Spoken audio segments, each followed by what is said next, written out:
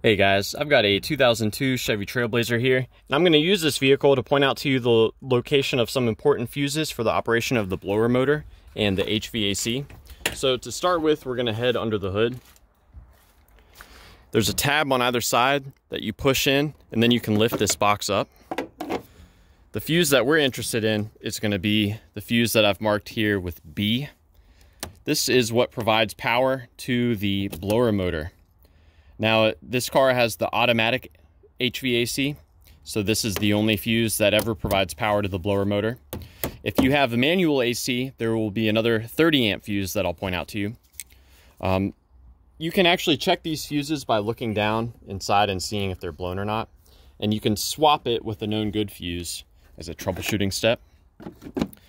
All of the other fuses are going to be in the back here underneath the rear seat.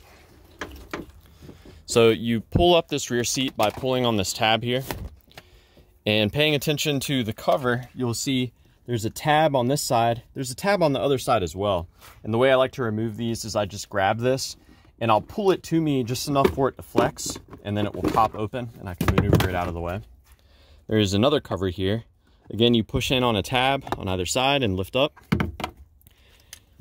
Now, if you've got a manual HVAC, you'll want to check this 30 amp fuse. This provides power to the blower motor at all of the speeds other than the highest speed. This car has the automatic HVAC, so that's not a concern. That is not used in this setup. What is used, however, are these two other 10 amp fuses, here and here. These provide power to the HVAC module, which is the piece that has all the little buttons on there. And now we're going to head over to where the blower motor is, and I'll just point out to you briefly some things about that. So to get to the blower motor, we've got to remove this cover, and I took the liberty of already loosening these screws, so you don't have to sit there and watch me loosen them all the way. I believe they're 7mm. So there's one on either side, and then you can grab this piece and pull it forward. And if it's never been removed before, this connector piece may be stuck to here. So now we're down here, we're at the blower motor. One thing I love doing when I'm trying to figure out why my motor's not coming on is I'll actually just hit it. I'll just punch it.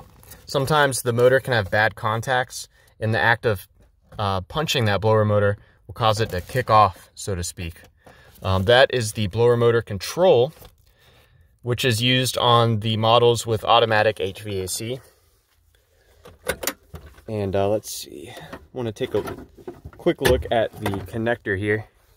There's the connector for the blower motor. So hitting the blower motor is a good thing to do. I also like to wiggle this connector. Sometimes the connector itself will get burnt out, and wiggling it will, can cause it to come back on. You can disconnect this and check to see if if the contacts are burnt out or not. That's another real common problem that develops, is the contact points will get burnt out, and it will cause intermittent action of that blower motor. There's a little orange safety piece there that I believe you have to pry out. But yeah, that's the blower motor there. So yeah, I hope this info is helpful for you. Please be sure to let me know if you have any questions, or more importantly, if you have any advice for troubleshooting the HVAC or the blower motor on your Trailblazer.